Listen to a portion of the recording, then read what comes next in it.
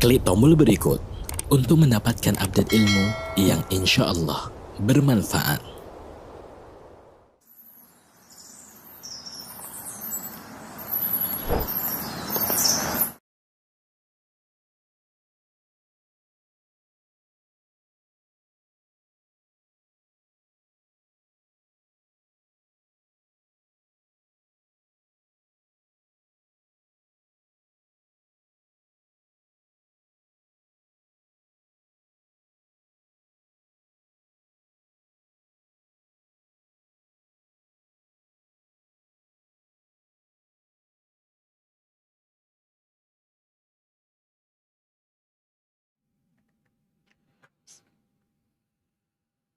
Assalamualaikum warahmatullahi wabarakatuh. Waalaikumsalam. Alhamdulillahirabbil alamin wassalatu wassalamu ala asrofil anbiya'i wal mursalin wa ala alihi wa sahbihi ajmain amma ba'du. Segala puji bagi Allah Subhanahu wa taala, Tuhan semesta alam. Baginya segala pujian, segala kepemilikan dan hanya kepadanya lah kita akan kembali. Dan semata hanya karena izin, karunia, serta nikmatnya pula kita semua dapat kembali berkumpul bersama di kajian Sisisa. Dan semoga salawat dan salam senantiasa tercurah kepada sebaik-baik makhluk, yaitu Muhammad Shallallahu Alaihi Wasallam, dan kepada keluarganya, para sahabat, serta orang-orang yang mencintainya sampai akhir zaman. Masya Allah, jazakallah khair wa barakallahu fik. Kami sampaikan kepada Gurunda, Ustadz Dr. Safik Basalamah, Hafizahullah Ta'ala, yang kembali berkenan untuk berbagi ilmunya di kajian Sisisa di hari ke-9 Ramadan. Apa kabar Ustadz? Alhamdulillah bikhair. Alhamdulillah, insya Allah Ustadz dan keluarga selalu dalam keadaan sehat dan dalam lindungan Allah Subhanahu wa Ta'ala. Allahumma amin. Jazakallah khair. Dan atas nama Sisisa, izinkan saya juga mengucapkan jazakumullah khair atas kehadiran Ummahat di kajian Zoom kali ini. Seperti biasa, mari persiapkan alat tulis untuk mencatat ilmu yang insya Allah sebentar lagi akan kita dapat. Mohon aktifkan chat di Zoom untuk mendapat update berita dan silahkan mengirimkan pertanyaan melalui nomor WA yang nanti akan tercantum di chatroom atau boleh langsung di chatroom mulai sekarang juga. Dan insya Allah akan dibacakan dan didahulukan yang sesuai dengan tema. Dan insya Allah tema hari ini kita akan membahas topik yang sebentar lagi akan menjadi incaran kita bersama, yaitu meraih Lailatul Qadar. Dan bagaimana muslimah dengan segala keterbatasan baik fisik, waktu, dan kegiatannya dapat tetap meraihnya. Mari kita mulai kajiannya. Tafadhol maskuro Ustadz. Jazakillah khairan. Assalamualaikum warahmatullahi wabarakatuh. Alhamdulillah alladzi bi ni'matihi tatimmus salihah. Segala puji bagi Allah Jalla Jalaluh yang karena nikmatnya kebaikan-kebaikan menjadi sempurna. Yang karena rahmatnya niat-niat baik hamba dapat terlaksana. Allahumma salli wa sallim wa zid wa barik wa an'im ala sayyidina wa maulana Muhammadin wa ala alihi wa ashabihi ajma'in. Amma ba'd. Ahibati fillah, sebuah karunia yang besar. Allah menyampaikan kita ke tanggal 9 Ramadan. Kita udah puasa 9 hari. Kita sudah merasakan pintu-pintu surga dibuka selama 9 hari. Kita juga merasakan bagaimana pintu neraka ditutup selama 9 hari.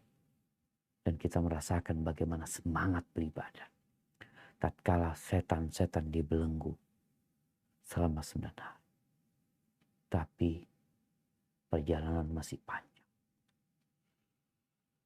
Sebagian mulai berguguran karena mungkin niat yang kurang kuat, tekad yang kurang kuat, kecintaan kepada dunia yang mungkin masih menghantui. Maka ahibati fillah, Ketahuilah bahwa Nabi SAW tatkala memberikan kabar gembira kepada para sahabat tentang hadirnya bulan Ramadan, tentang keutamaan bulan Ramadan. Beliau mengatakan, fihi lailatun khairun min alfi syahr. Di bulan ini, yang sejak awalnya sudah dibuka pintu surga, ditutup pintu neraka, di bulan ini ada satu malam yang lebih baik dari 1000 bulan. Man hurima khairaha faqad hurim. Barang siapa yang dihalangi dari meraih satu malam ini, satu malam aja, maka dia orang yang terhalang. Ahibati fillah, kita percaya dengan adanya surga. Dan surga itu untuk semuanya yang mau masuk surga. Baik itu pria atau wanita. Baik itu tua atau muda. Baik itu kaya atau miskin. Semuanya punya kesempatan yang sama untuk meraih surga. Bukan karena seorang ustadz sehingga dia lebih memungkinkan untuk meraih surga. Enggak juga. Bukan karena orang kaya. Dia lebih mudah untuk masuk surganya. Semua punya kesempatan yang sama. Begitu pula dengan Lailatul Qadar. Lailah yang artinya malam. Mungkin ada di antara emak-emak yang namanya Lailah. Qadar artinya takdir. Ketentuan Allah atau kemuliaan. Lailatul Qadar ini yang lebih baik dari 1000 bulan juga untuk segala umur. Untuk laki-laki dan wanita. Jangan berpikir bahwa laki-laki lebih dapat meraih Lailatul Qadar daripada wanita. Ahibati fillah. Disinilah bedanya apa yang Allah sediakan dengan yang manusia sediakan. Kadangkala kita belanja ke sebuah mall, ada door prize, ada hadiah yang akan diberikan. Untuk berapa orang? Ada mobil BMW, ada moge, macam-macam dihadiahkan. Pertanyaannya, berapa orang yang dapat meraih BMW, moge itu? Sedangkan yang mengunjungi mall ini, anggap 1000 orang. Berapa orang? Ternyata mobilnya cuma satu. Mogenya cuma satu. Diperebutkan 1000 orang. Jadi kesempatan untuk mendapatkannya itu 0%. Karena hanya satu orang dari 1000 yang akan dapat. Sehingga semaksimal mungkin pun orang berjuang untuk mendapatkannya, tetap yang dapat satu orang. Itu door prize buatan manusia. Tapi yang Allah sediakan, surganya, Masya Allah, cukup untuk seluruh penduduk dunia. Bukan hanya untuk yang beriman, bukan. Surga Allah itu cukup, artinya luasnya, besarnya, itu cukup untuk seluruh penduduk dunia. Artinya kalau semuanya mau masuk surga, cukup gitu. Allah akan kasih surga itu. Dengan syarat dan ketentuan. Nggak ada istilahnya, oh udah ketinggalan itu. Udah penuh surga. Nggak ada. Surga itu seluas langit dan bumi. Jadi kesempatan engkau untuk mendapatkan. Bisa. Makanya sampai orang kafir ketika masuk ke dalam kuburannya. Orang jahat masuk kuburannya. Ditunjukkan kepada dia surga. Ini loh tempatmu di surga. Kalau engkau beriman. Kalau engkau bertakwa. Tapi karena engkau salah jalan. Ini tempatmu di neraka. Jadi buat orang kafir pun ada tempatnya sebenarnya di surga kalau dia beriman. Nggak seperti tadi BMW yang cuma satu. Dari 1000 orang satu. Kadang-kadang ada hadiah yang akan diberikan. Ya penduduk Indonesia ini 270 juta. Kalau presiden hendak memberikan hadiah. Umpamanya ada hadiah presiden atau apa. Untuk berapa orang yang akan mendapatkan? Tapi sekali lagi, surga itu cukup untuk semuanya. Semuanya punya kesempatan yang sama. Begitu pula dengan Lailatul Qadar. Ahibati fillah, Allah berfirman di surat An-Nahl ayat 97. Apa kata Allah Jalla Jalla?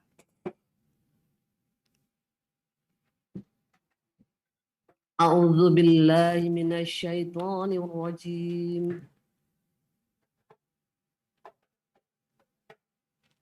بسم الله الرحمن الرحيم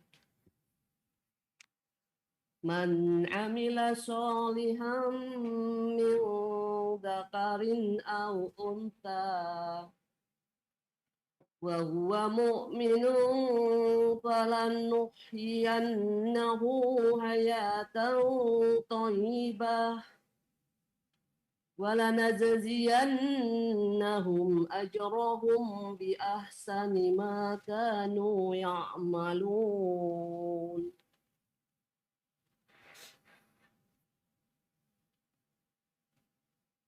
Artinya,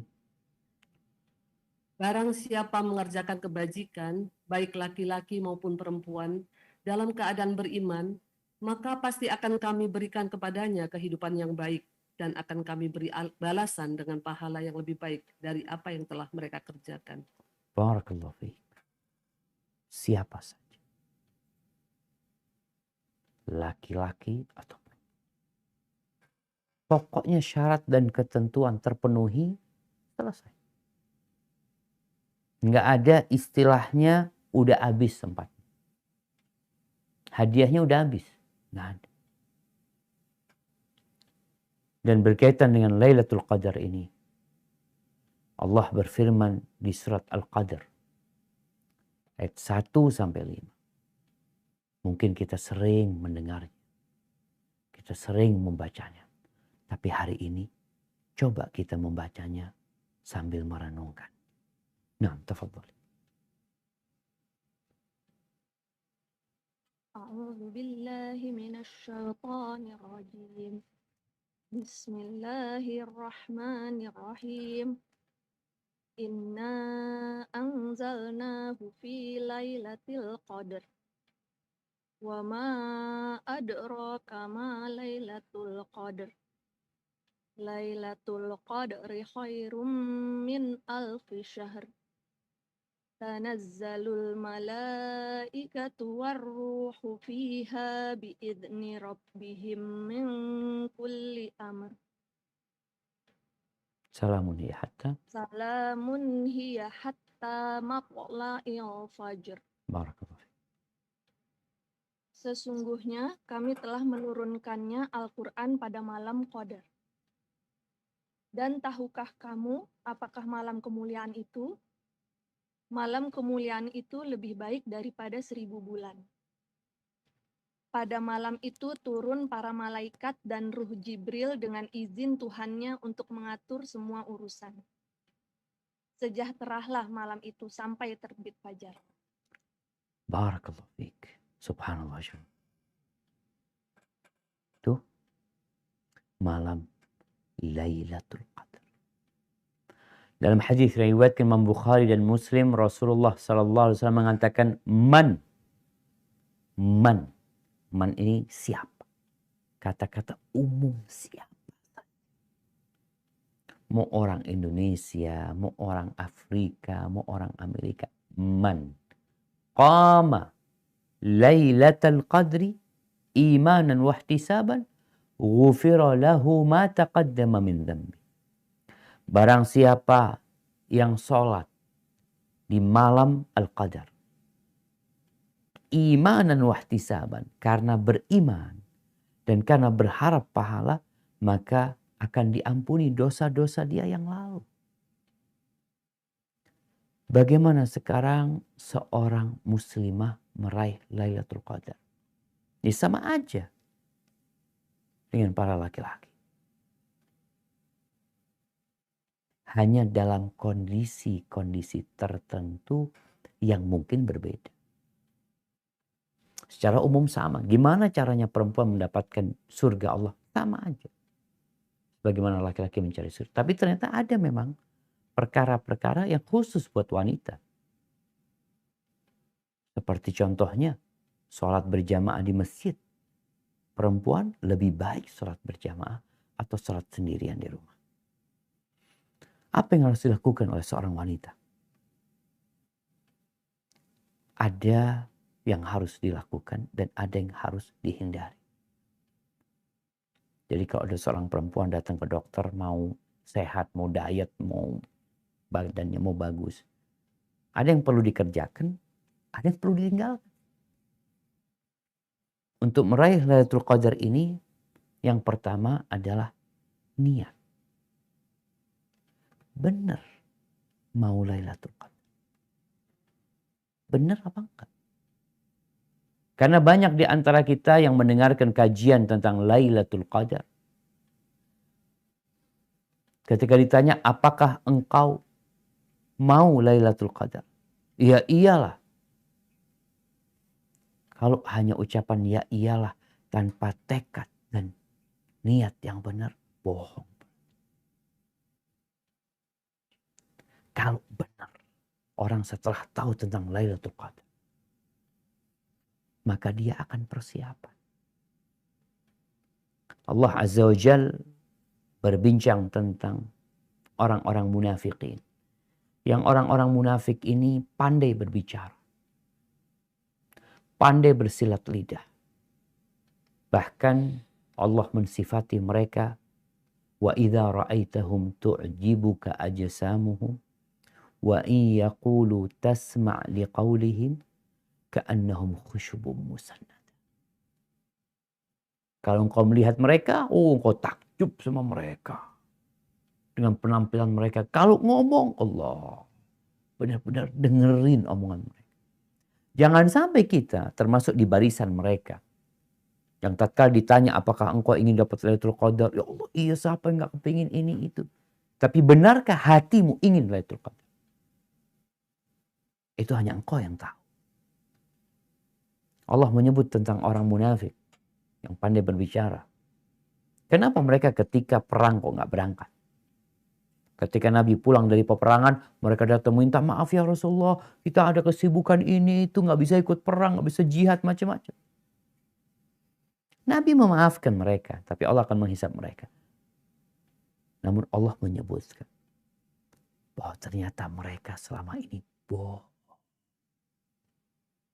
Minta maaf gak bisa ikut perang. Memang gak mau berangkat mereka. Bukan gak bisa berangkat. Bukan karena ada halangan, tapi memang nggak mau. Itu yang terjadi. Begitu pula dengan Lailatul Qadar. Begitu pula dengan puasa Ramadan. Ada orang-orang yang nggak puasa. Alasannya nggak kuat. Engkau memang nggak niat loh. Kerjaan berat ini engkau memang nggak niat. Semalam engkau sahur? Enggak. Memang engkau nggak niat puasa. Kalau benar engkau mengatakan, aku nggak kuat puasa. Sudah dicoba, sudah malam aku sudah bersahur. Aku akhirkan sahurku. Aku makan yang bergizi. Tapi di tengah jalan aku pingsan. Oh betul. Oh betul. Tapi engkau malam. Gak sahur wala apa. Sahur cuma minum air. Padahal tahu akan kerja berat. Lalu engkau berbuka di siang harinya. Engkau memang gak mau. Begitu dengan orang-orang munafikin. Apa kata Allah tentang mereka di surat Taubah ayat 46?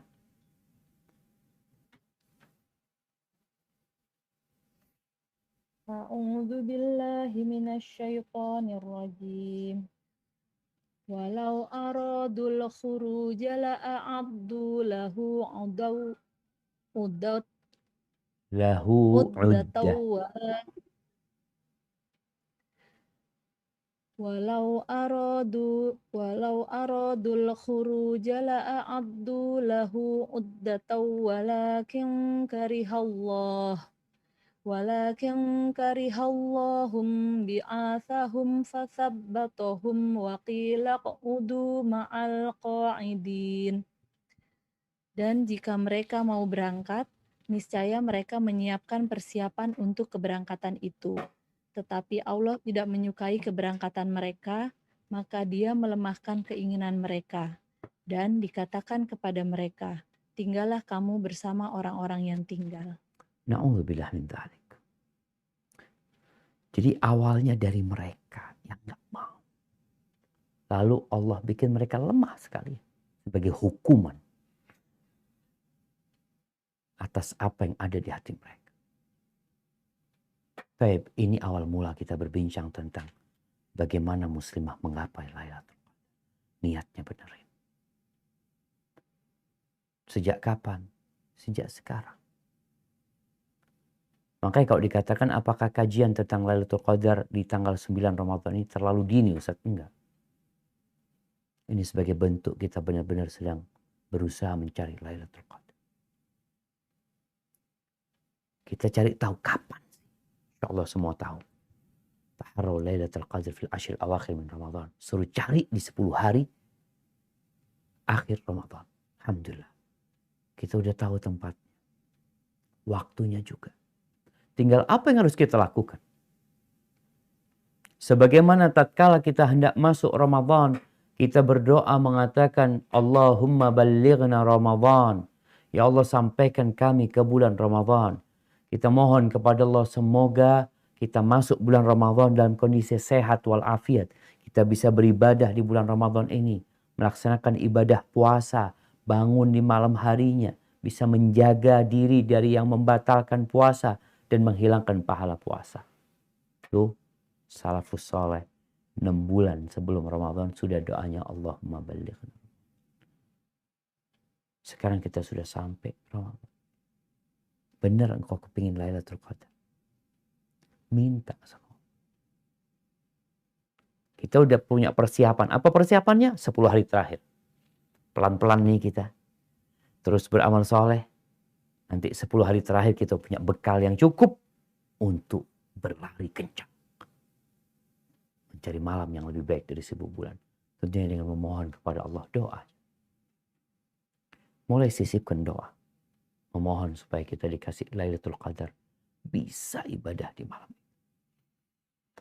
Baik, ketika masuk 10 hari terakhir. Mulai ini kita harus berubah. Rasulullah SAW iktikaf. Anda tidak akan bicara iktikaf karena memang mungkin banyak perempuan yang susah untuk iktikaf. Istri Anda tanya sama Anda, Bang, Anda kepingin iktikaf. Anda ngomong kalau anti iktikaf siapa yang ngurusin anak-anak? Anaknya kecil-kecil. Terus kapan kita iktikaf? Ya kalau perempuan mungkin iktikafnya nanti ketika anak-anak sudah besar, udah bisa ditinggal, bisa iktikaf. Kan masih lama. Niat. Sekarang. Nanti insya Allah. Ketika anak-anakku besar. Ketika anak-anak itu sudah nikah. Udah dibawa sama suaminya. Atau pergi bersama istrinya. Aku bisa iktikaf sama suamiku. Maka kadang-kadang orang lihat istri Nabi iktikaf. Iya, istri Nabi gak punya anak. Aisyah gak punya anak. Bisa iktikaf. Kemudian Hafsah sama gak punya anak. Jadi keterbatasan itu jangan menghalangi kita untuk meraih Lailatul Qadar. Karena nggak harus iktikaf. Tapi niatkan. Suatu saat ketika aku mampu iktikaf, aku akan iktikaf. Ketika anak-anak bisa dititipkan, silahkan nggak apa-apa. Ada yang mau dititipin. Seperti yang berangkat haji, kan ditinggal anaknya. Dia berangkat haji sama suaminya. Kalau bisa seperti itu, silahkan. Tapi kalau nggak harus iktikaf. Ketika masuk 10 hari terakhir. Ya harus ada perubahan. Mulai persiapan malam itu dari fajar. Ketika engkau sholat subuh, jangan lupa qobliyah subuh. Mulai benar nih. Nih malam ini nanti malam 21. Qobliyah subuhnya benerin. Kemudian sholat subuh. Setelah sholat subuh zikir. Zikir setelah subuh. Minta sama Allah SWT. Lanjutkan dengan zikir pagi. Di antara zikir pagi itu ada bacaan La ilaha illallah. Wahdahu la syarika lah. Lahul mulku wa lahul hamdu wa huwa ala kulli syai'in qadir. Baca. Berapa kali? 100 kali. 105 kali. 110. 200 kali. Sambil diresapin engkau sedang mentauhidkan Allah kembali. Engkau sedang memuji Sang Pencipta dengan pujian yang paling dicintai. Sebaik-baiknya zikir itu adalah la ilaha illallah. Sebaik-baiknya yang diucapkan oleh orang-orang ketika di Padang Arafah. Yang dibaca oleh Nabi Muhammad SAW dan nabi-nabi sebelumnya. Apa? La ilaha illallah. Wahdahu la syarika. Lahul mulku wa lahul hamdu wa huwa ala kulli syai'in qadir. Ustaz sedang datang bulan. Gak apa-apa. Sholatnya yang kagak. Zikirnya tetap. Kembali gak perlu jadi penghalang datang bulan ini. Gak perlu jadi penghalang untuk meraih Lailatul Qadar. Jangan gara-gara datang bulan akhirnya down. Merasa gak bisa dapat Lailatul Qadar. Memang amalan terindah di malam itu adalah sholat malam. Tapi ketika tidak bisa, yang wajib aja kita tinggalin. Allah tahu yang wajib anak tinggalin karena gak boleh. Tapi anak akan berjuang mencari Lailatul Qadar. Baca la ilaha illallah. Wahdahu la syarikalah. Lahul mulku wa lahul hamdu wa huwa ala kulli syai'in qadir. Yang baca itu 100 kali. Kana lahu idru asyriq. Dia seakan-akan membebaskan 10 budak. Allahu Akbar. Ini bukan hanya di Lailatul Qadar sebenarnya jamaah. Full sepanjang tahun. Tapi kita bicara persiapan tadi untuk dapat Lailatul Qadar. Wa kutibat lahu mi'atu hasanah. 100 kebaikan dituliskan. 100 dosa dihapuskan. Wa kanat lahu hirzan minasyaitan. Allah akan jaga dia dari syaitan. Hari itu full sampai sore hari. Ketika sore hari, baca lagi nanti. Akan dijaga sampai pagi. Dan tidak ada. Walam ya'ti ahadun bi'afdal mimma ja'a bihi. Illa ahadun amila akthar min dhalik. Nggak ada orang yang lebih utama dari orang ini. Kecuali yang amalnya lebih banyak. Maka tolong dijaga. Kita perlu penjagaan Allah Azza wa Jalla. Baik. Setannya dibelenggu. Nah. Tapi tetap setan. Ada pengaruh setan sebelum dia dibelenggu yang sudah biasa godain kita. Ada nafsu kita yang membuat kita kadang-kala malas beribadah. Ada banyak godaan-godaan yang membuat kita nggak jadi meraih Lailatul Qadar. Mulai pagi kita siapkan. Malam ini saling mengingatkan. Sama anak-anak, sama suaminya katakan, Bang, malam 21 malam ini. Jangan lupa, Pak. Bukan karena malam 21, tapi persiapan untuk meraih Lailatul Qadar. Kemudian bersedekah. Kita tahu keutamaan sedekah. Dianjurkan full Ramadan kita bersedekah. Bahkan Nabi SAW mengatakan, Man fattara sa'iman falahu mithlu ajri. Barang siapa memberikan buka kepada orang yang berpuasa, dia dapat pahala seperti yang puasa. Allahu Akbar. Ini kesempatan kita untuk mendapatkan fadilah sedekah, fadilah berbagi. Selain kita ngasih berbuka, yang lain yang kita kerjakan. Dari sedekah-sedekah yang bisa kita berbuat. Punya sedekah tersembunyi-sembunyi yang nggak ketahui orang. Kenapa Ustaz? Kata Nabi SAW. Was-sadaqatu burhan. Sedekah itu bukti. Yang membuktikan engkau beriman. Berani mengeluarkan sedikit hartanya atau banyak hartanya. Itu bukti engkau beriman. Dan sekarang kita sedang mau meraih malam Lailatul Qadar. Yang sebagian ulama menjelaskan bahwa di malam Lailatul Qadar itu bukan hanya sholat malamnya. Semua amal soleh. Semuanya. Mau sedekah pun. Mau zikir, mau doa. Lebih baik dari 1000 bulan. Ya kita berusaha. Udah full 10 hari terakhir ditambah sedekahnya. Yang biasanya memberi buka orang puasa umpamanya 10 orang. Jadi 20 orang. Ustaz, anak repot masak. Alhamdulillah sekarang ini ada kemudahan. Allah benar-benar buka kesempatan untuk berbuat amal soleh. Tinggal klik transfer. Selesai. Sampaikan ke panitia, titip ya buat 10 hari akhir Ramadan. Atau titip ya buat yang iktikaf. Tolong bikinkan makanan buat mereka. Titip ya buat sahurnya mereka. Ada kesempatan. Ini kita benar-benar mau Lailatul Qadar. Kita mempersiapkan diri. Hati kita dipersiapkan. Karena kalau hati itu baik, semuanya. Kemudian berdoa seharian. Orang yang puasa, kata Nabi SAW, "Lis-saimi da'watun mustajabah." Orang yang puasa itu punya doa yang mustajab. Sepanjang hari. Maka udah tahu. Kepingin Lailatul Qadar, minta sama Allah sepanjang hari. Nah, maksa. Gimana nggak maksa kita minta malam yang lebih baik dari 1000 bulan? Kita aja kadang kala kepingin mobil, kepingin rumah, kepingin utangnya lunas, nangis kita. Masa minta Lailatul Qadar kita nggak nangis? Kita nggak sungguh-sungguh. Ini belum malamnya, masih siangnya kita berusaha untuk sudah mulai memohon. Karena doa yang mustajab itu buat orang yang puasa ketika dia sedang berpuasa. Kemudian yang sunnah-sunnah dikerjakan semangat setelah yang wajib. Kalau dari pagi tadi ada sholat duha. Kalau bisa dari antara subuh sampai matahari terbit berzikir mengingat Allah.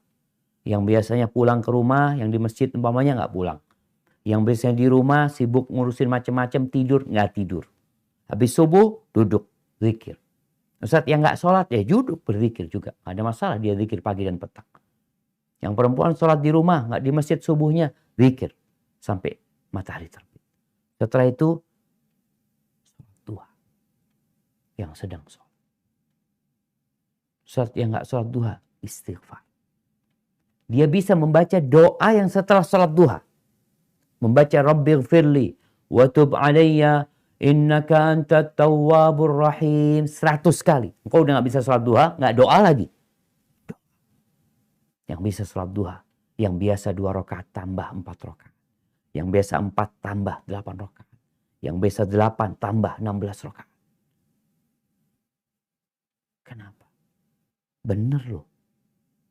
Kita mau Lailatul Qadar. Kita persiapkan. Tapi jangan memforsir dirinya karena malam nanti tempat perjuangannya. Ini persiapan. Kemudian ketika sholat zuhur, usahakan qobliyahnya dijaga. Sebelum qobliyah, jawab adzan. Mungkin sebagian orang, dia adzan kita masih ngobrol. Kadang-kala adzan kita masih pegang handphone. Nih 10 hari terakhir, nggak ada. Dengar adzan berhenti. Jawab adzan. Dengerin adzan sambil dihayatin. Ketika dengar asyhadu an la ilaha illallah wa ana asyhad ya Allah. Wa ana asyhad. Aku juga bersaksi ya Allah. La ilaha illallah.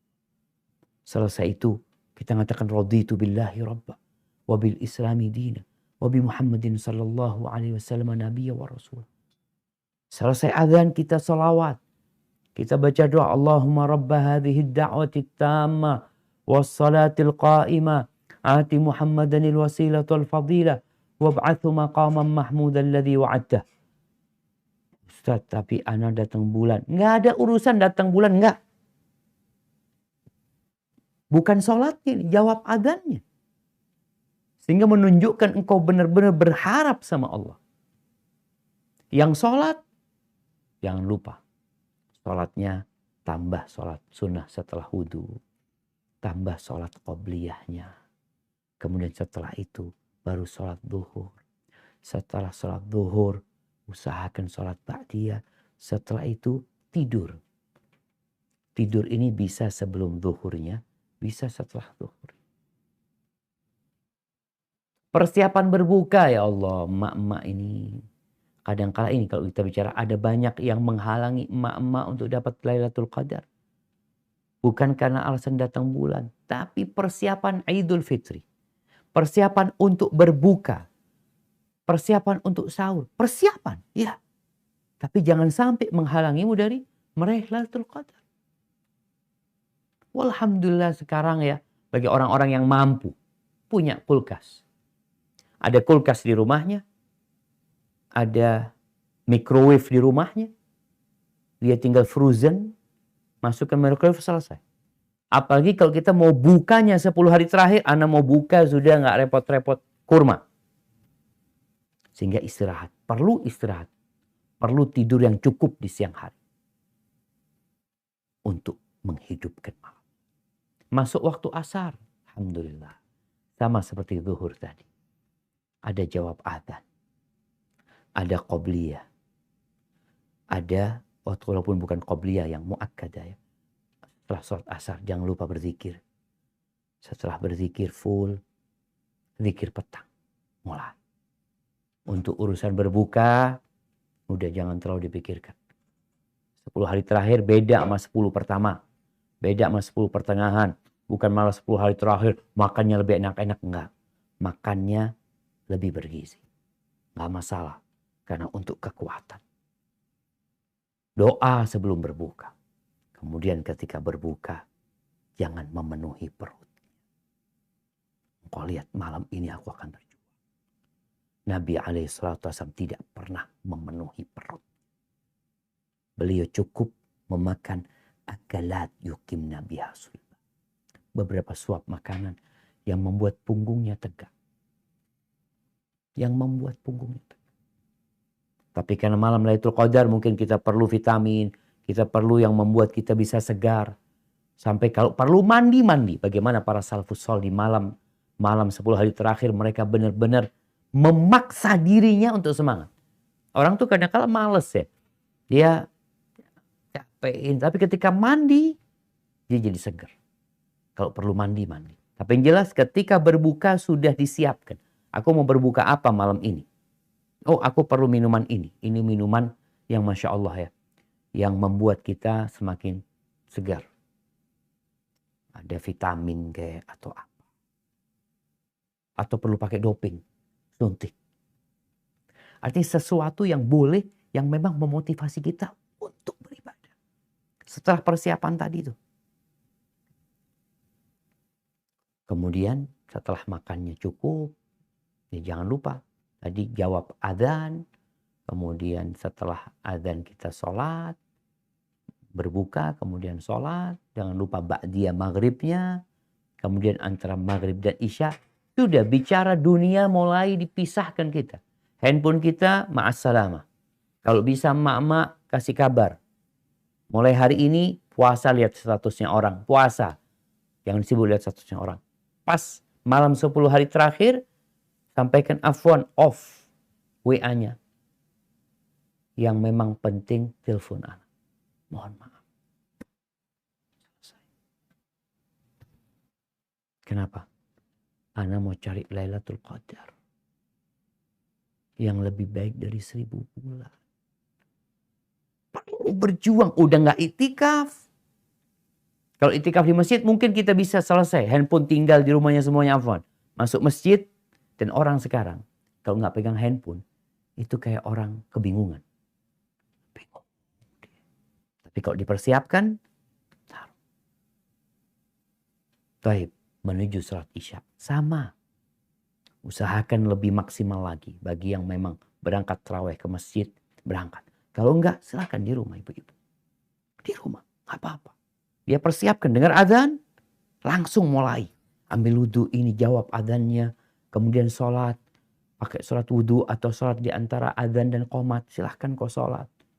Kemudian sholat isya. Setelah sholat isya. Sholat ba'diyah. Sebelum sholat ba'diyah zikirnya disempurnakan. Dan ingat doanya tetap mendampingi kita selalu. Setelah itu sholat tarawih. Atau engkau mau diakhirkan. Iya Ustaz, ini kita bicara yang sholat dulu. Silakan kau sholat. Kalau memang ikut di masjid, fadhol di masjid. Cari masjid yang benar. Ya semua masjid benar insya Allah. Tapi maksudnya yang lebih panjang bacaan. Yang lebih indah bacaan.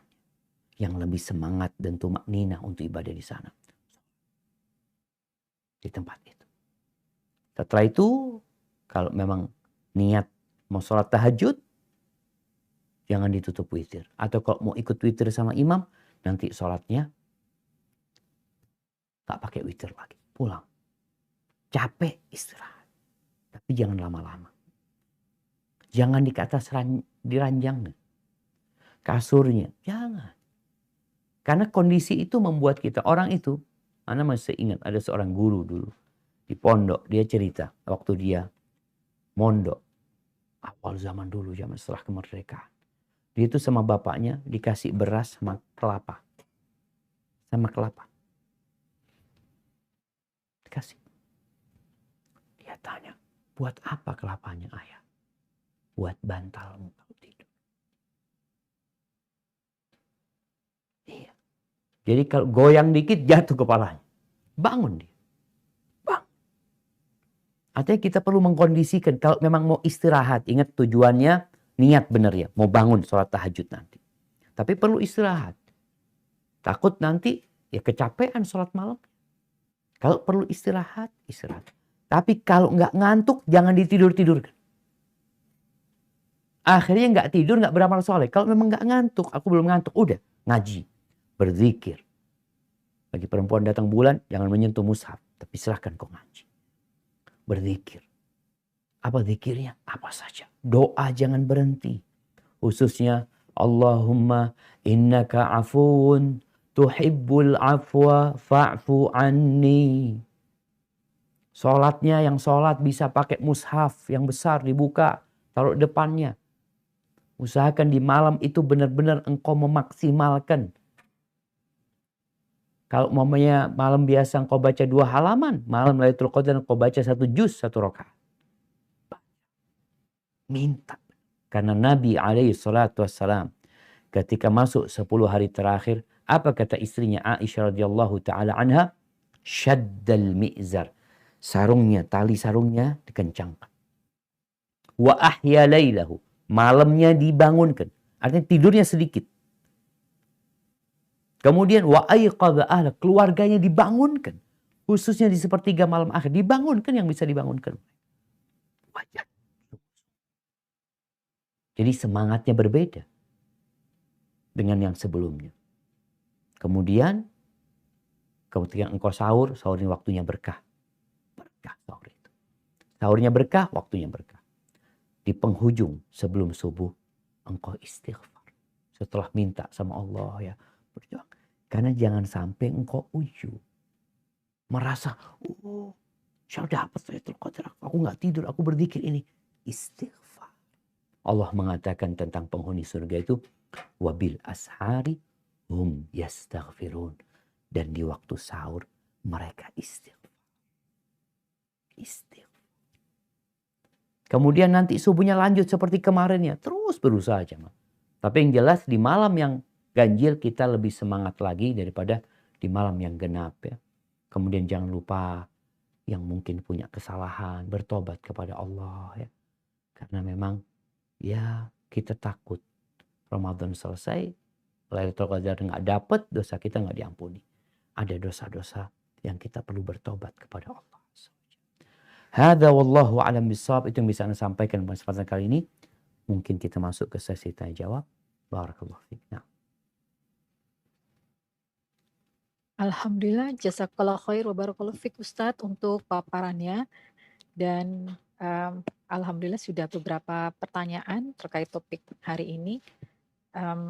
Untuk pertanyaan pertama ini ada beberapa yang mirip, saya satukan menjadi satu insya Allah. Pertanyaan pertama ya Ustadz. Nah, tafadhol. Assalamualaikum alaikum Ustadz. Afwan, pertanyaan ini mungkin sudah banyak ditanyakan. Namun mohon penegasannya lagi Ustadz. Dalam 10 hari terakhir Ramadan, mana yang lebih utama? Sholat lail yang biasa diadakan dini hari setelah kita tidur, ataukah tetap tarawih? Bagaimana dengan Rasul? Apakah ada hadis bahwa Rasul sholat tarawih juga sholat lail dini hari? Selama ini jika Anda sudah tarawih, saat bangun dini hari, benar-benar hanya fokus baca Quran. Apakah pengaturan ini lebih baik Um, Barakallahu fiik.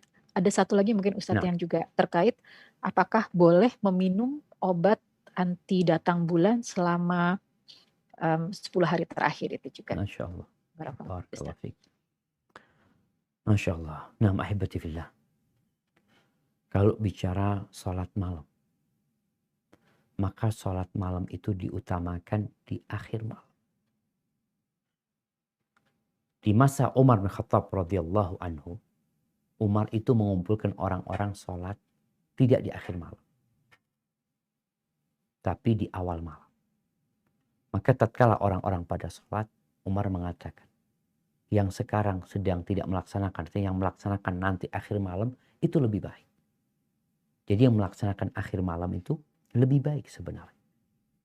Karena fadilah waktu. Keutamaan waktu ini, di mana kita tahu sepertiga malam akhir, waktunya Allah turun ke langit dunia. Waktunya doa dikabulkan. Waktunya istighfar diterima oleh Allah Azza wa Jal. Sehingga waktunya lebih utama. Kalau bicara bagaimana sholatnya Nabi alaihi salatu wassalam. Maka Nabi sholatnya hanya 11 rakaat. Beliau sholat 11 rakaat. Ingat di 10 hari terakhir itu beliau menghidupkan malamnya. Sehingga bukan hanya di akhir malam beliau bangun. Tapi malam itu hidup dengan ibadah Nabi SAW. Sehingga sholatnya Nabi itu hampir full satu malam. Bayangin cerita Hudzaifah ibnul Yaman. Entah itu di Ramadan atau di luar Ramadan. Hudzaifah menceritakan. Dia pernah sholat bermakmum kepada Nabi SAW. Satu rakaatnya 5 juz. Beliau sholatnya 11 rakaat deh. Satu rakaatnya 5 juz. Rakaat kedua lebih pendek biasanya. Tapi kalau kita lihat, satu rakaatnya aja itu. Ya kalau Anda rasakan kita baca Quran. Kita baca Quran itu 5 juz. Mungkin butuh waktu 2 jam setengah. Itu rakaat pertamanya doang. Berdirinya doang. Belum rukuknya yang mirip dengan berdirinya. Belum iktidalnya yang mirip dengan rukuknya. Belum sujudnya yang mirip dengan berdirinya. Sallallahu alaihi wasallam. Dan bacanya beliau mutarassilan. Beliau kalau lewat ayat rahmat minta rahmat. Lewat ayat tasbih beliau bertasbih. Jadi kondisinya kalau engkau mau sholat 11 rakaat. Silahkan, Nabi memang sholatnya cuma 11 rakaat. Bas.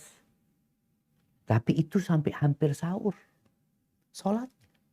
Artinya memang tadi dimulai mungkin di awal malam, tidak sepertiga malam akhir, dimulai di sana, tapi sampai mau sahur. Kalau kita kan terawihnya ya udah terawih 1 jam selesai, sehingga banyak waktu kosong kita. Boleh Ustaz, ya boleh-boleh aja. Terus boleh nggak nambah? Kalau bicara boleh nambah, Nabi SAW mengatakan salatul lail matna. Salat malam 2-2. Kalau kau takut subuh, tutup dengan witir. Hadis ini menjadi dalil bahwasanya boleh menambah salat malam dari 11. Tapi Nabi cuma 11 ya. Nabi cuma 11 tapi hampir subuh. Engkau 23, bas 1 jam selesai. Jadi banyak waktu kosong. Terus gimana? Boleh nggak salat malam? Boleh, engkau tetap sholat. Maka tadi Ana sampaikan, usahakan ketika memang ibu-ibu mau 11 rakaat, silakan. 11 rakaat. Tapi sampai sahur. 11 rakaat. Mulai mungkin. Dulu mereka mengakhirkan waktu isya'nya ya. Diakhirkan waktu isya, mungkin isya'nya jadi jam 9. Baru sholat isya. Setelah itu nyambung. Dengan sholat malam. Terus sampai waktu sahur. Jadi 11 rakaat. Nggak cukup mau sholat 23 rakaat. Nggak cukup. Karena apa? Ya bacanya udah panjang-panjang. Sehingga kalau dikatakan bagaimana sebenarnya Nabi SAW. Tadi jawabannya. Beliau sholatnya sampai hampir sahur. Dari tadi ya setelah isya. Yang tidak langsung ya. Disebutkan bahwasanya dulu mereka mengakhirkan waktu isyanya. Sholat Nabi panjang. Yang sholatnya pendek-pendek ketika malam hari bangun, ya usahakan. Kalau dia nggak mau sholat, nggak apa-apa. Tapi dia mau memanfaatkan waktu itu untuk sholat, itu sangat indah sekali untuk dia. Hadza wallahu a'lam bishawab. Gimana, ada pertanyaan tadi? Oh, penunda haid. Nah, iya, berkaitan dengan obat penunda haid. Jangan dipakai. Kenapa? Karena yang pertama, bukan hal yang darurat untuk, bukan hajat yang mendesak. Beda dengan orang umroh yang memang dia, kalau dia nggak umroh, dia harus pulang.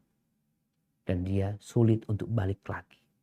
Sedangkan ini, kalau engkau nggak puasa, memang diperbolehkan. Ganti di hari lain. Lailatul Qadar gimana? Engkau masih bisa mendapatkannya dengan amalan-amalan yang tadi sudah disampaikan. Hadza wallahu a'lam. Barakallahu fiik Ustaz. Pertanyaan berikutnya. Assalamualaikum warahmatullahi wabarakatuh Ustaz Waalaikumsalam. dan ummahat semua. Insya Allah Ustaz selalu dalam lindungan Allah Subhanahu wa Ta'ala. Amin. Ustaz, saya tinggal di Eropa Utara di Swedia. Saat ini subuh waktunya 01.45 dan 10 malam terakhir Ramadan nanti subuh bergeser ke pukul 03.05. Setelah subuh mengingat masih di pertiga malam, apakah masih termasuk malam Lailatul Qadar Ustaz? Jazakallah Tunggu, khairan. afwan. Setelah subuh. Ya, jadi karena subuhnya itu jam 03.05. Nah, mengingat bahwa subuhnya itu masih di sepertiga malam, apakah masih termasuk malam Lailatul Qadar? Afwan, ya na'am jamaah. Ahibati fillah. Kalau subuhnya di sepertiga malam berarti belum subuh. Kenapa? Karena malam itu dimulai dengan matahari terbenam dan terbitnya fajar. Itu yang disebut malam. Jadi cara menghitung malam, ya ini mungkin penting buat teman-teman semuanya bagaimana cara menghitung malam sebenarnya. Soalnya kalau tadi katakan seperti jam 03.00 itu dianggap sepertiga malam. Mungkin buat Indonesia sebenarnya. Tapi buat mereka di sana itu sudah pagi. Karena menghitung waktu malam itu dihitung dari matahari terbenam sampai fajar terbit. Jadi setelah fajar terbit hilang malam itu. Nah, sepertiganya dari tadi. Kalau umpamanya ternyata Ustaz di situ Ustaz kita sholat maghribnya jam 9 malam. Subuhnya jam 3. Ya udah berarti hanya 6 jam malamnya itu. Ya dibagi tadi. Berarti kalau bicara tengah malamnya benar jam 12 itu tengah malam buat mereka. Kemudian sepertiganya ya tinggal dilihat. 2 berarti jam berapa? Jam 1 ya? Iya, jam 1, 2, 3, jam 1 ke jam 3 itu sepertiga malam akhir. Sepertiga malam pertama jam 9 sampai jam 11. Sepertiga malam pertengahan itu jam 11 sampai jam 1. Jam 1 sampai jam 3 itu sepertiga malam akhir. Jadi seperti itu cara menghitung malamnya. Hadza wallahu a'lam bishawab. Atau ada yang salah mungkin dari jawaban Ana? Apa sesuai dengan pertanyaan tadi? Ana Betul Ustaz. Insya Allah seperti itu. Jadi karena insya Allah sih sesuai Ustaz. Ya, Masya Allah. Barakallahu fikum. Pertanyaan berikutnya Ustaz. Assalamualaikum Ustaz. Saya termasuk baru mendalami agama mesti terlahir Islam puluhan tahun. Puasa secara benar baru tahun lalu. Alhamdulillah sejak COVID menemukan kajian online termasuk kajian Ustadz. Jadi maaf jika pertanyaan saya masih umum. Ustadz, afwan, apa maksudnya setan dibelenggu selama Ramadan? Kenapa saya masih sering merasa ujub, marah, dan sifat yang rasanya hanya menjadi godaan setan? Apakah berarti saya sebenarnya memang bukan orang baik ataukah karena dosa-dosa saya sebelumnya yang menumpuk? Dan apa ciri bahwa kita mendapat malam Lailatul Qadar? Mohon pencerahannya Ustaz. Masya Allah. Barakallahu fiik. Barakallahu fiik. Alhamdulillah jemaah. Semoga semakin banyak orang-orang yang mendapatkan hidayah. Kita lihat pandemi ini mungkin membuat kita sulit untuk beraktivitas. Membuat kajian-kajian sulit untuk diadakan di rumah Allah Azza wa Jalla. Tapi ternyata jalan dakwah dan hidayah itu sangat luas sekali. Salah satunya adalah kajian online yang diadakan walaupun orang di rumahnya tetap dapat ilmu. Semoga yang bertanya dikasih istiqamah oleh Allah Azza wa Jalla dan dikasih husnul khatim. Dan tentunya kita semuanya. Amin. Baik, berkaitan dengan setan dibelenggu. memang penjelasan para ulama beragam. Yang pertama, benar setan itu dibelenggu. Artinya setan itu nggak bisa godain seperti dulu dia menggodain. Karena orang itu dibelenggu, kadang-kala dia masih bisa ngomong. Dia teriak-teriak atau gimana. Itu orang dibelenggu. Sehingga setannya nggak bisa beraktivitas seperti dulu. Yang kedua, maknanya memang jalan-jalan setan untuk menggodain manusia dipersempit. Nggak bebas dia. Karena dengan berpuasa ini, setan itu kan ikut aliran darah. Ketika orang berpuasa, menyempit jalan untuk setan. Karena dia nggak makan macam-macam ini itu. Sehingga dia bisa lebih mengontrol dirinya. Ini makna dibelenggunya setan salah satunya. Tapi dua makna ini benar. Setan itu dibelenggu secara nyata. Dan kemudian ruang geraknya dipersempit dengan kita tidak makan. Kita sedang berpuasa. Terus bagaimana dengan ya bisikan-bisikan yang masih ada di diri kita.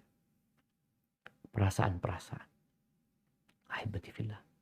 Setan itu 11 bulan. 11 bulan. Dia bebas bergerak. Di Ramadan aja dia ditahan. Ini contoh. Kadangkala ada dua orang.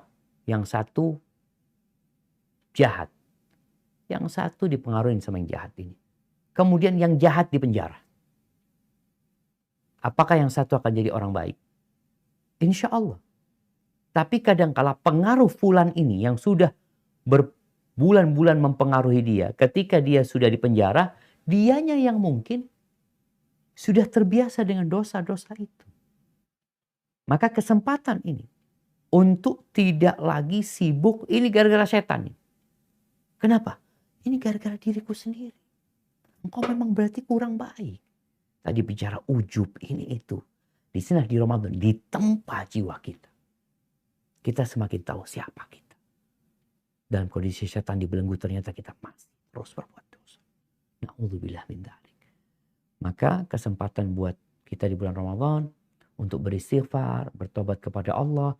Karena memang hati ini kalau ada satu dosa akan ada nokta hitam di hati. Setan mungkin yang godain dulu. Ada nokta hitam. Terus nokta hitam itu. Kalau kita bertobat akan bersih. Tapi kalau enggak akan jadi tumpukan. Sehingga sulit untuk menerima kebaikan. Caranya dibersihkan tuh hati. Dengan istighfar. Memohon ampun kepada Allah Azza wa Jalla. Dengan memperbanyak taubat kepada Allah. Baca Rabbighfirli wa tub alayya. Innaka antat tawwabur rahim. Menghindari tempat-tempat kemaksiatan. Tadi kalau bicara kita anak gara-gara handphone ini banyak dosa dengan handphonenya dikurangin. Dengan harapan Allah Azza wa Jal benar-benar membimbing kita untuk jadi lebih baik. Dan sampai kepada tingkatan takwa. Kalau ditanya apa ciri-ciri orang yang dapat Lailatul Qadar. Orang yang diterima ibadah puasanya. Wallahu a'lam. Allah yang tahu. Tapi kita tahu cara mendapatkan. Ini yang bisa kita lakukan. Syarat dan ketentuan dipenuhin. Cuma kadang-kala kita merasa syarat dan ketentuan udah kita penuhin. Kadang-kala enggak. Makanya di sini kita takut enggak diterima. Karena contohkan seperti orang yang ada pengajuan lamaran kerja. Berkasnya datangkan. Udah bawa berkas. Ana udah penuhin berkasnya. Kita sudah merasa berkasnya lengkap. Ternyata setelah diperiksa, oh ada yang kurang antum. Ini loh kurang ini. Penuhin yang ini ya bawa lagi berkasnya. Kemudian kita merasa kita udah lengkapin, kita sampaikan. Ternyata ada lagi yang kurang. Begitu pula dengan ibadah kita. Kenapa Rasul sallallahu alaihi wasallam mengajarkan kepada kita. Selesai sholat itu istighfar. Takut gak diterima. Kenapa Nabi Ibrahim alaihissalam setelah membangun Ka'bah. Yang beliau lakukan adalah Rabbana taqabbal minna. Dalam proses membangun, setelah membangun, beliau minta, ya Allah terima dari kami. Ya Allah. Jadi kita nggak tahu syarat dan ketentuan, kita tahu yang harus kita penuhin. Tapi apakah diterima? Insya Allah diterima sama Allah. Allah maha menerima. Insya Allah tobat kita diterima. Insya Allah kita dapat Lailatul Qadar. Tapi kita juga tahu, apa aku pantas dapat Lailatul Qadar? aku banyak dosanya. Di sini kita berbaik sangka sama Allah dan buruk sangka sama diri sendiri, sehingga berusaha untuk lebih baik lagi. Kita nggak bisa memastikan. Ada ulama menyatakan bahwasanya tanda orang diterima ibadahnya, dapat Lailatul Qadar, diterima Ramadannya, dia semakin baik. Dia tidak seperti yang sebelumnya. Dia semakin taat. Itu tanda taufik yang Allah berikan. Semoga itu menjadi tanda diterimanya amal kita. Hadza wallahu a'lam bissawab. Alhamdulillah Ustaz. Barakallahu fiik Ustaz untuk jawabannya. Pertanyaan berikutnya. Bismillah Ustaz, dengan pandemik ini perusahaan Ana dan suami cukup tergoncang. Biasanya kami bersemangat untuk sedekah di bulan Ramadan. Kali ini terpaksa harus memilih. Kami berselisih untuk siapa dana yang terbatas ini diberikan. Ana berpendapat pegawai harus didahulukan dibanding orang yang jauh karena selama ini mereka menjadi keluarga terdekat. Mereka juga mengalami banyak kesulitan bersama selama ini. Namun suami merasa tidak perlu lagi karena mereka sudah mendapat gaji dan memilih untuk bersedekah pada orang-orang jauh yang tidak kami kenal secara pribadi. Apa yang sebaiknya kami lakukan? Jazakallahu khair Ustaz. Masya Allah. Barakallahu fiik. Naam jamaah. Mengetahui mana yang lebih utama, ini berat. Karena dua-duanya utama. Dua-duanya mulia. Kita tuh memahami mana yang baik dan yang buruk mudah. Udah ketahuan ini baik, ini buruk. Bahaya sama manfaat tahu. Tapi dua-duanya manfaat. Dua-duanya baik. Tapi mana yang terbaik? Itu yang kadang-kala memang butuh berpikir, mencari tahu. Ketika seorang sahabat mendapatkan nasihat dari Nabi SAW untuk bersedekah. Lalu dia mengatakan, ya Rasulullah, indi dinar. Aku punya 1 dinar. Apa kata Nabi SAW? Anfiqhu ala nafsik. Engkau pakai untuk kebutuhanmu. Kebutuhanmu dulu. Indi dinarun akhir. Aku punya dinar yang lainnya. Kau berikan kepada istri. Berikan kepada nafkah buat istrimu. Indi dinar, punya lagi aku ya Rasulullah. Kau berikan kepada anak atau anak baru istri. Aku punya lagi ya Rasulullah. Engkau lebih tahu mana yang lebih berhak mendapatkan. Jadi memang kita berkaitan dengan sedekah ini, kita harus mulai dengan orang yang jadi tanggung jawab kita. Sebelum kita memikirkan orang jauh. Karena terkadang kita memikirkan orang jauh tuh banyak yang mikirin. Artinya ya ada yang dekat sama dia sebenarnya. Sedangkan orang yang dekat sama kita kadang-kadang nggak ada yang mikirkan kecuali kita. Maka kita harus memikirkan mereka. Kalau tadi dikatakan siapa yang paling berhak sebelum bicara karyawan, maka tolong keluarga, kerabat. Diperhatikan mereka. Walaupun mungkin lokasi mereka jauh, tapi mereka dekat sama kita secara rahim. Maka cari sama suami kerabat kita dulu. Yang di masa pandemi ini juga terdampak. Baik, kalau kemudian bicara antara karyawan dan orang jauh umpamanya. Lihat siapa yang lebih membutuhkan. Kalau sama-sama orang jauh. Tapi kalau kita melihat tadi karyawan kita ini berjuang bersama kita dan mereka terdampak. Kalau bicara gaji, mungkin suami merasakan oke, kewajiban sudah. Kewajiban selesai. Sedekah ini bukan kewajiban yang kepada karyawan. Tapi ihsan kepada mereka. Yakni berbuat baik kepada mereka. Kita tahu di antara mereka mungkin ada yang ya sangat terdampak dengan pandemi ini. Cuma mereka nggak minta-minta. Maka Nabi SAW mengatakan, laisal miskin.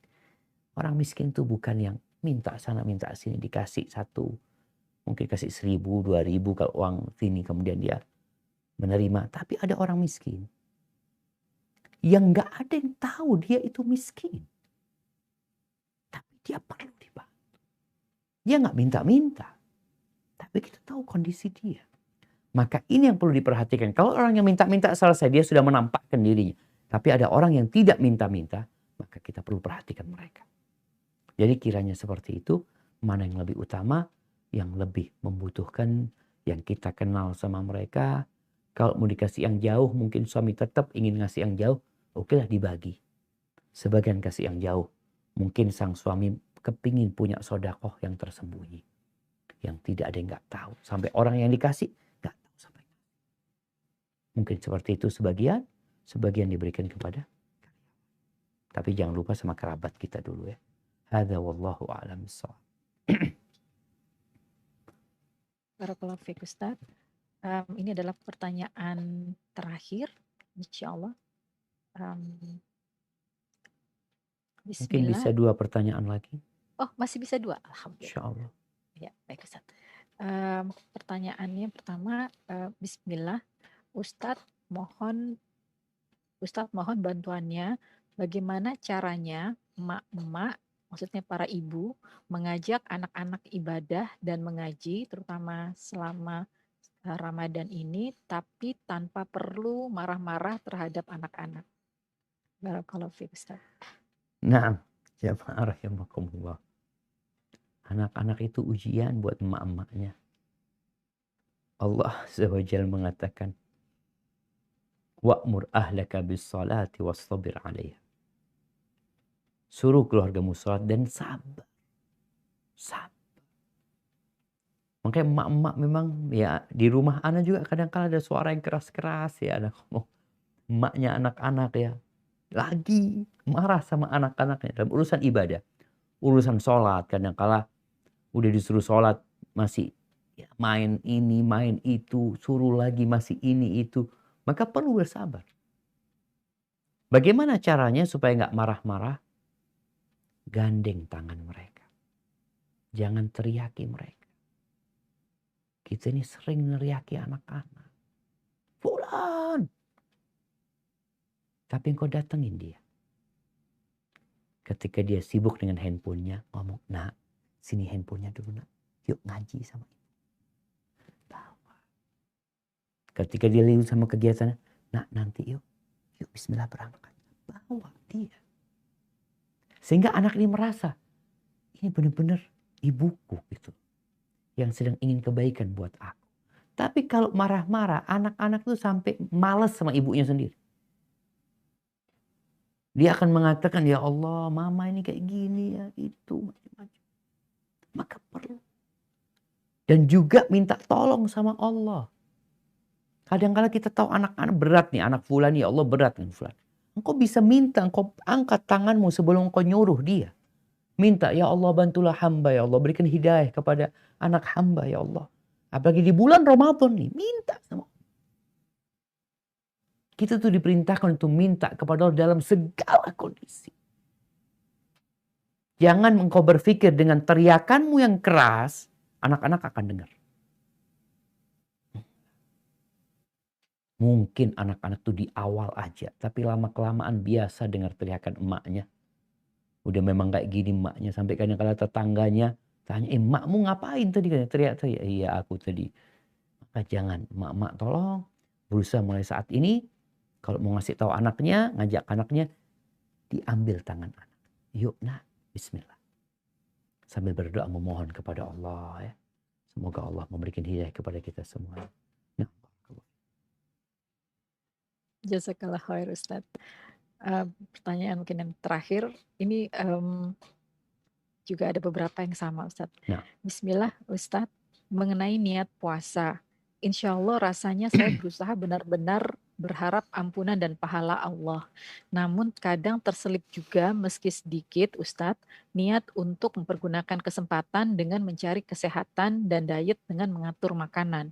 Bolehkah ini Ustadz? Atau sebaiknya saya tidak peduli dan saat puasa sunnah saja mengatur makannya. Jazakallah khair Ustadz. Masya Allah. Nah, barakallah fiik. Ya ahibati fillah. Kalau bicara keutamaan puasa, itu banyak sekali. Keutamaan puasa secara akhirat. Orang itu akan dapat pahala yang tanpa batasan dari Allah. Ingat dengan firman Allah dalam hadits qudsi, as-saumuli wa ana adzibi. Puasa itu milik aku, kata Allah. Aku yang akan kasih pahala. Ini Ramadan dan luar Ramadan. Bicara tentang fadilah puasa, man shoma yauman fi sabilillah, yang puasa 1 hari di jalan Allah, maka Allah akan jauhkan wajahnya dari api neraka sejauh 70 tahun. Kita akan melewati neraka. Kita akan melewati sirat yang berada di atas neraka jahanam. Dan puasa ini akan menyelamatkan aku, insya Allah. Ini fadilah yang perlu ada di benak kita tatkala kita puasa. Kita kepingin itu. Bagaimana katakan as-sawmu junnah minan nar. Puasa itu perisai dari api neraka. Kita tahu semua akan melewati sirat dan api serta pengait-pengait neraka itu akan narikin orang-orang untuk jatuh ke bawah neraka. Jadi dia punya perisai. Aku sedang buat itu. Hadirkan itu di diri kita. Kalau bicara manfaat kesehatan, engkau nggak niat, dapat itu. Kalau dikatakan sekalian aku kepingin sehat ya itu, silakan nggak apa-apa. Karena itu nggak perlu diniatkan. Dan ngatur pola makan ketika Ramadan, ya kita harus ngatur. Nggak ada masalah, jadi nggak bertentangan. Tapi bukan diniatkan. Artinya bukan tujuannya itu. Niatnya tadi imanan wahtisaban. Ingat ihtisaban itu mencari pahala. Dan pahala puasa tadi disebutkan. Ada banyak. Lain lagi pahala yang bau mulutnya. Orang yang puasa itu lebih baik dari rihil misik.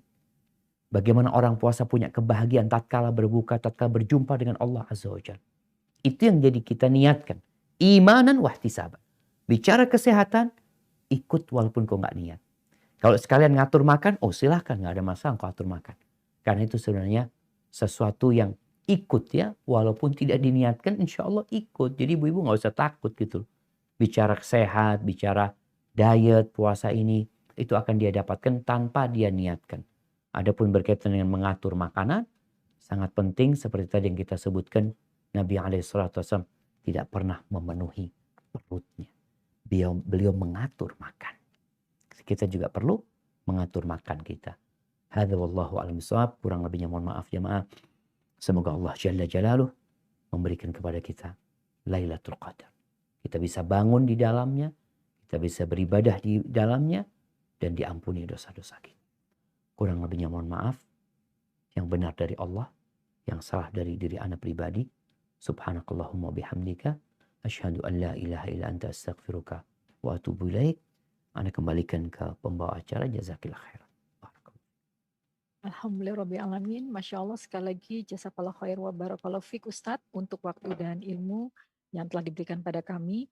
Insya Allah kami bisa menjalankan ilmu dari kajian hari ini dan kita semua termasuk golongan yang beruntung diizinkan Allah Subhanahu wa Ta'ala untuk meraih malam Lailatul Qadar. Amin. Dan akhwat di Zoom, demikian kajian Sisa kali ini. Mohon maaf jika tidak semua pertanyaan bisa dibacakan kali ini. Maaf pula jika ada salah kata. Jazakumullah khair atas partisipasinya. Sampai bertemu di kajian tematik dan rutin Sisa berikutnya. Baik, kita akan unmute untuk mic-nya.